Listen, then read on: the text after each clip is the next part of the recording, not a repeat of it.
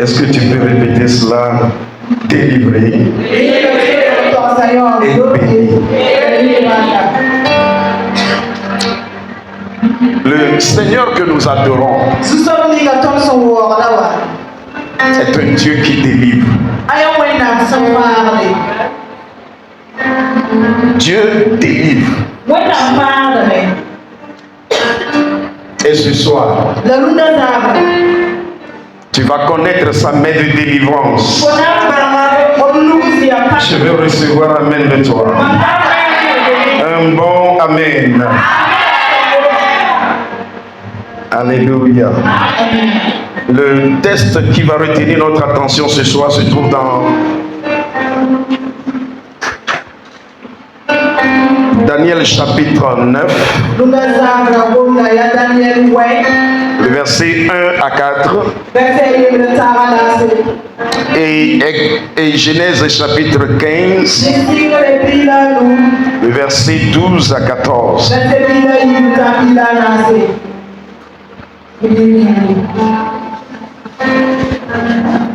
Daniel 9, 1 à 4.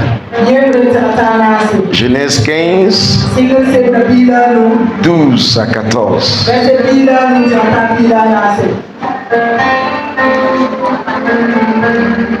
Ok. Suivez très bien la lecture. Daniel 9, verset 1 à 4. La première année de Darius, fils d'Assuérus, de la race des Mèdes, lequel était devenu roi du royaume des Chaldéens, la première année de son règne, moi, Daniel, je vis dans les livres qu'il devait s'écouler 70 ans pour les ruines de Jérusalem, d'après le nombre des années dont l'Éternel avait parlé à Jérémie, le prophète. Verset 3. Je tournai ma face vers le Seigneur Dieu, afin de recourir à la prière et aux supplications, en jeûnant et en prenant le sac et la cendre. Je priai l'Éternel mon Dieu, et je lui fis cette confession. Seigneur, Dieu grand et redoutable, toi qui gardes ton alliance et qui fais miséricorde à ceux qui t'aiment et qui observent tes commandements. Au coucher du soleil, un profond sommeil tomba sur Abraham. Et voici, une frayeur et une grande obscurité vinrent l'assaillir.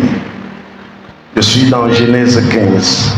Et l'Éternel dit à Abraham, sache que tes descendants seront étrangers dans un pays qui ne sera point à eux. Ils y seront asservis et on les opprimera pendant 400 ans. Verset 14.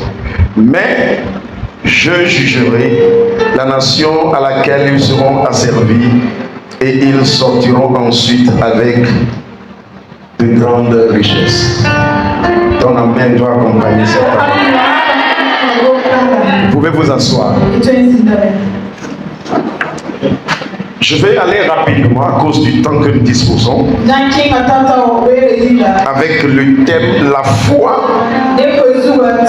la prière et la compréhension. La foi, la prière et la compréhension. Ces trois éléments sont essentiels et indispensables pour la délivrance et la bénédiction des enfants de Dieu.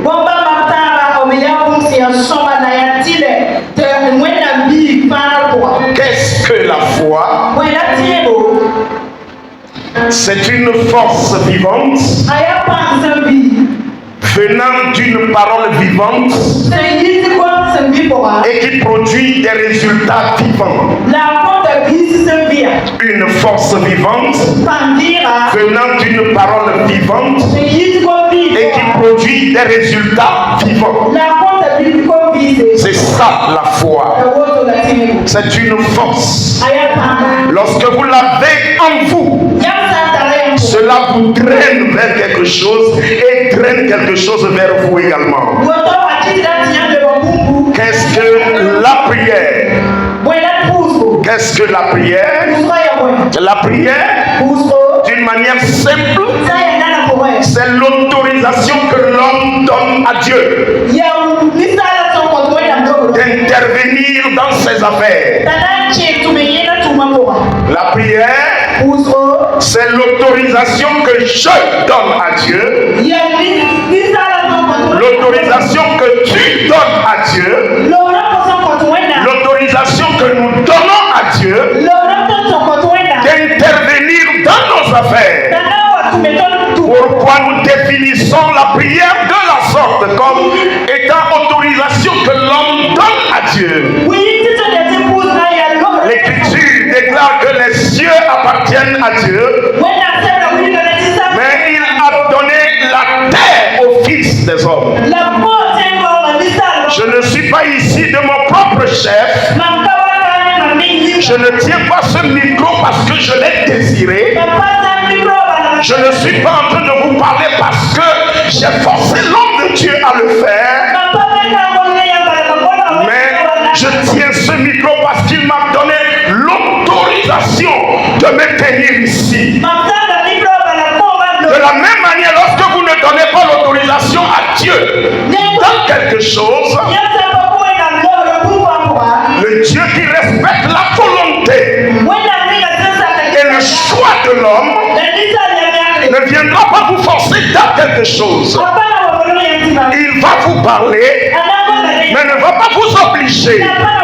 Raison pour laquelle nous devons être sensibles à la voix de l'Esprit de Dieu.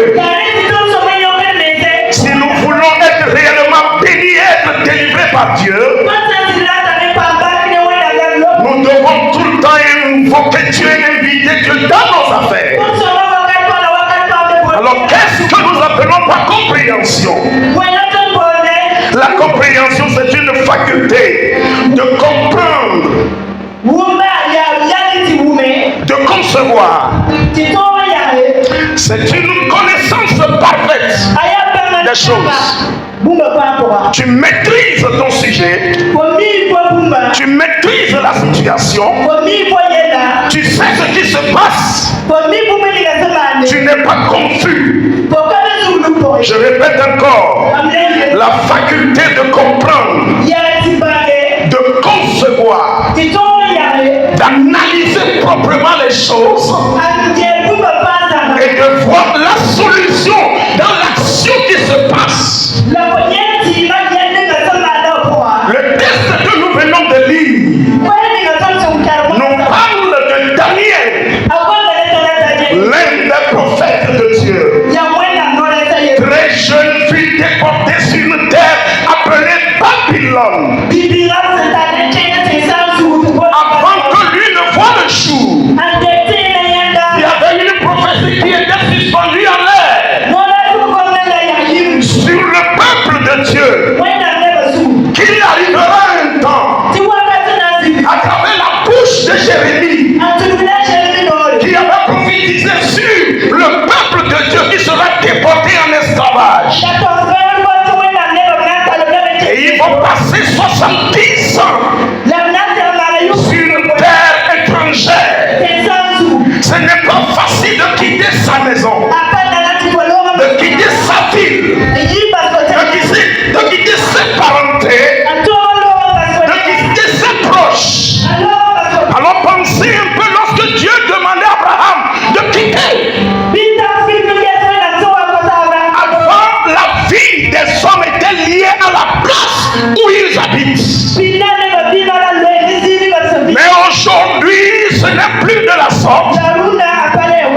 Notre vie et notre bénédiction ne dépendent pas, mais dépendent de qui nous sommes, de ce que nous avons en nous. Nous sommes capables de faire.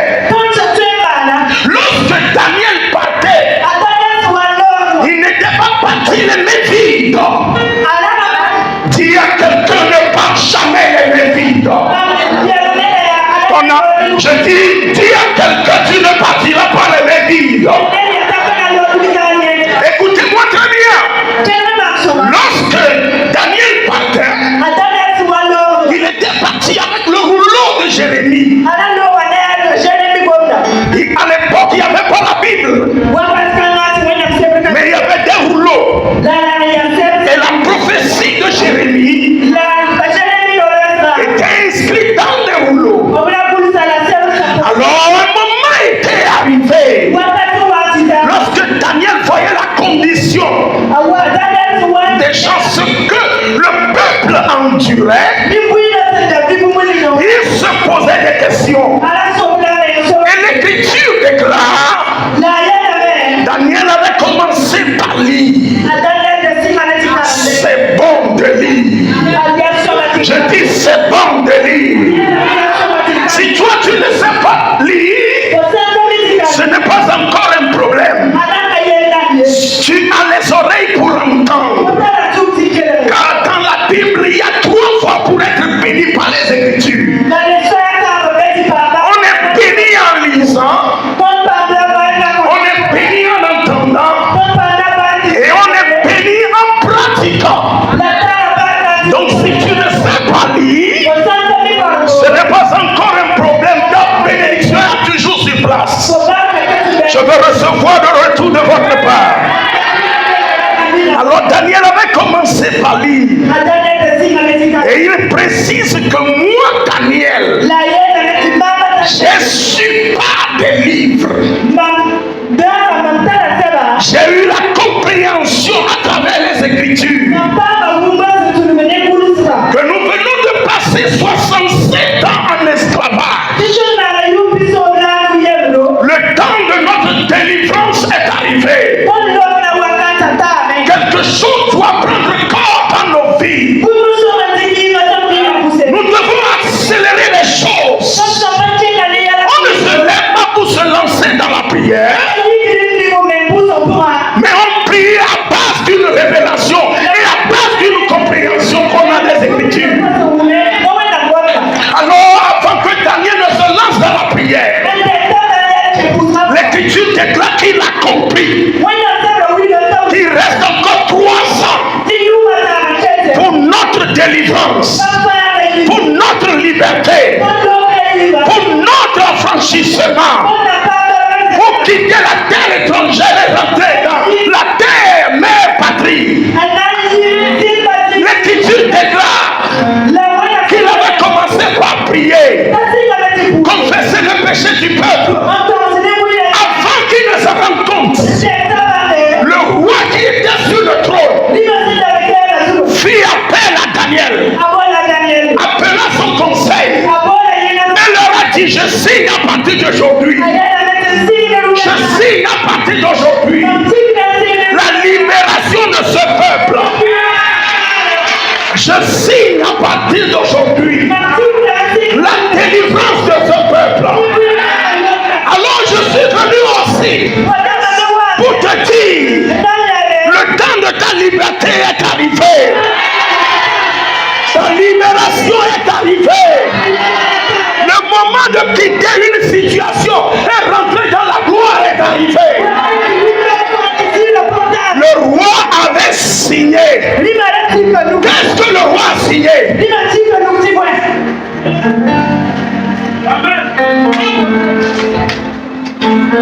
La liberté. Rien ne vaut la liberté. Rien ne vaut la liberté. Être libre, c'est pour ça que Jésus est arrivé. Pour que tu sois libre sur tous les plans. C'est pour ça que Dieu m'a envoyé depuis le Togo. Pour ta liberté. Je veux des amens qui me vont me pousser à te dire.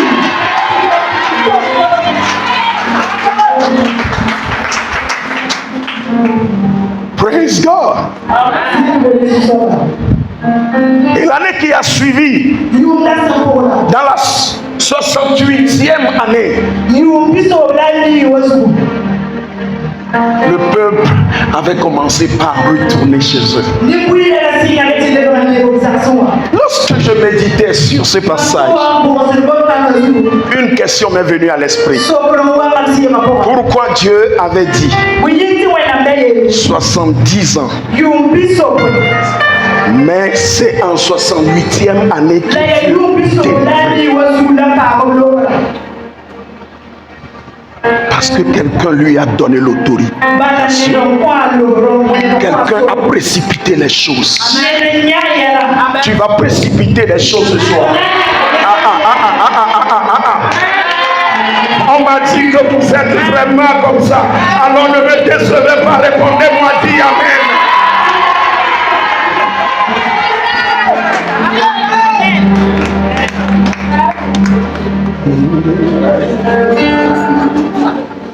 Amen. Thank you, Jesus. Que le Seigneur te bénisse. Une grâce spéciale sur ta vie. Amen. Thank you, Lord. Amen.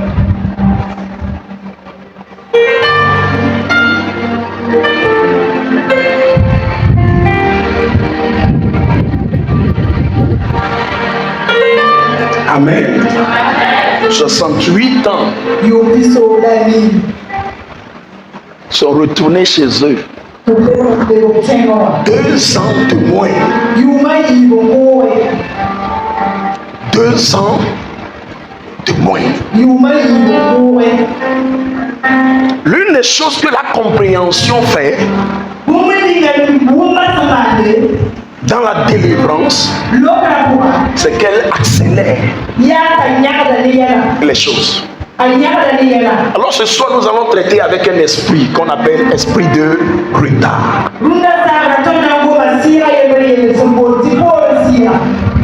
Des fois, nous sommes en retard par rapport à l'âge que nous avons.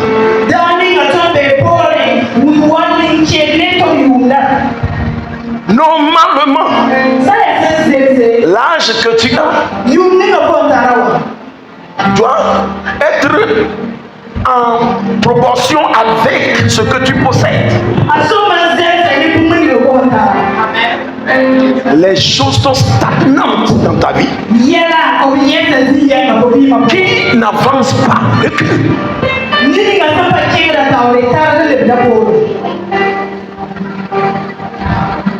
qui ne fait pas un pas de plus, fait un pas de moins.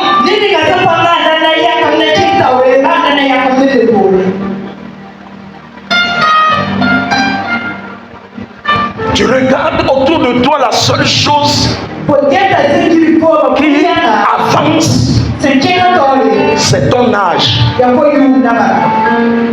Plus autre chose. C'est ce que l'esprit de retard fait. Tu découvres finalement que tu as déjà au-delà de 50-60 ans. Mais tu regardes autour de toi, il n'y a rien de visible et de palpable qui montre. Ça, c'est le retard.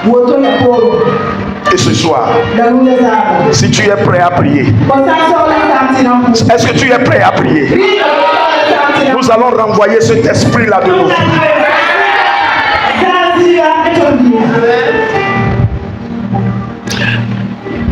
Le même peuple, avec le même Dieu, avait donné sa parole à notre grand-père Abraham, que nous venons de lire, en lui disant: tes descendants seront esclaves dans un pays étranger, sur une terre étrangère, et seront asservis pendant 400 ans. Mais lorsque vous lisez la Bible, cette prophétie de Dieu lui-même a été une prophétie mensongère.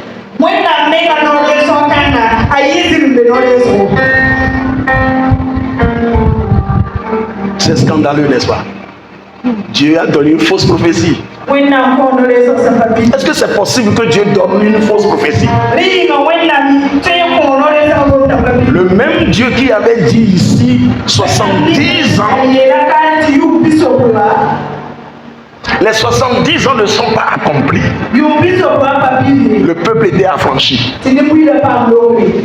Mais le même Dieu encore, sur le même peuple, dit vous allez passer 400 ans. Et finalement, c'était à 430 ans. 30 ans dans la vie d'une personne, c'est beaucoup. C'est beaucoup. Perdre 30 ans de sa vie, c'est du retard. Pourquoi 30 ans de plus et 2 ans de moins?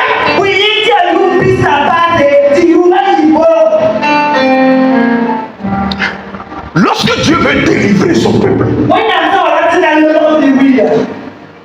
grand frère, vous savez ce que Dieu fait? Il envoie quelqu'un et déclenche le processus de la délivrance à travers cette personne. Et la personne par qui Dieu avait passé pour activer le processus de la délivrance de son peuple en Égypte, c'était Moïse. Et la Bible dit Moïse avait 40 ans. Lorsqu'il lui était arrivé dans le cœur de faire quelque chose pour son peuple, Moïse aussi ne savait pas qu'il y avait une prophétie sur la vie de ce peuple. Parce qu'il a quitté la main de ses parents à l'âge de 3 mois.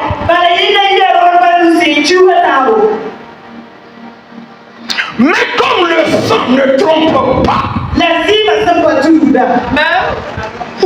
2 personnes, soyez bénis. Le sang ne trompe jamais. Dieu avait commencé, avait déclenché la délivrance à travers Moïse lorsqu'il avait vu l'Égyptien et l'Israélite en train de se quereller. Il a pris la défense de l'Israélite et a tué l'Égyptien.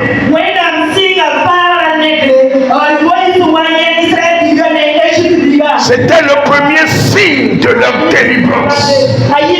Il y a certaines personnes, lorsque vous les laissez vivre, vous n'allez jamais connaître votre délivrance. J'avais un dans ma famille. J'étais revenu de la prière et je me suis couché.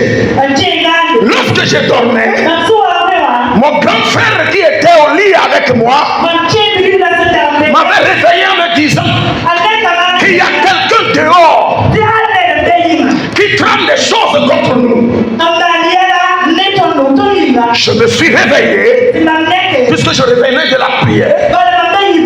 Lui, il était en train de dormir et ronfler.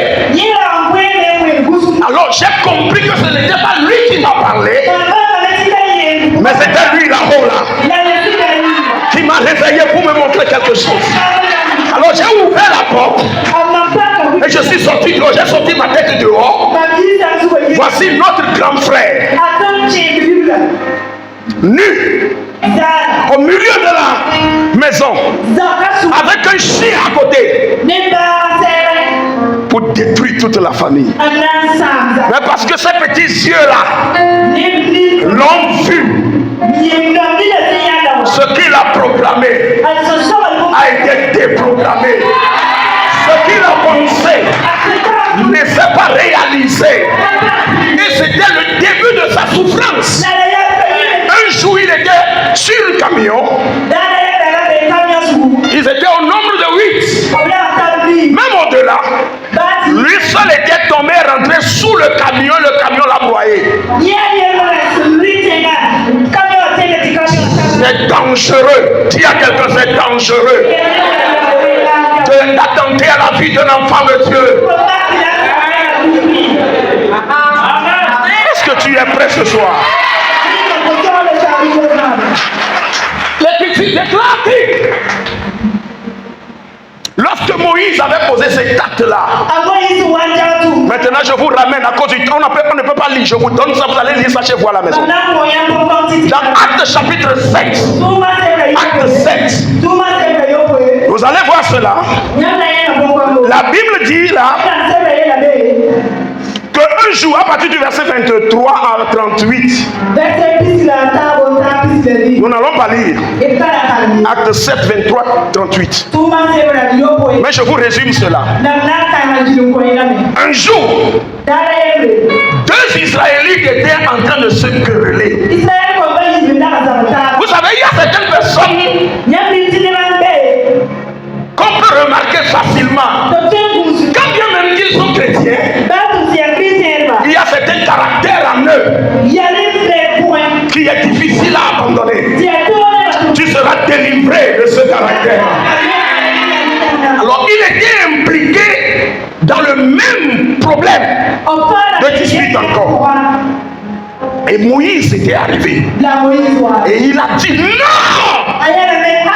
Le temps de notre délivrance, de votre délivrance est arrivé. Moi en Égypte, j'ai ma position. Je suis le prince. Lorsque j'arrive, tout le monde fléchit chez nous. Alors, pour mieux vivre et bien vivre, il faut vivre au-delà de soi.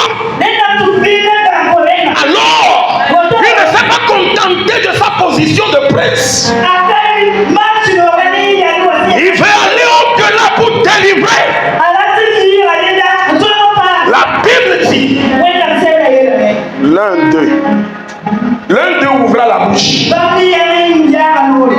et a dit, qui t'a établi juge sur nous? Celui que Dieu envoie pour votre délivrance est un juge. C'est un juge. Un juge mandaté pour traiter avec des forces qui ne veulent pas vous libérer. Alors nous allons les juger ce soir. Nous allons les juger ce soir. Tu vas les juger ce soir. Car il est dit toute force, toute langue qui se dressera contre toi en jugement. Qui Dieu va condamner? Qui? Tu la condamneras. Dieu t'a établi juge. Alors ce soir, tout ce qui ne va pas dans ta vie, tu vas les juger.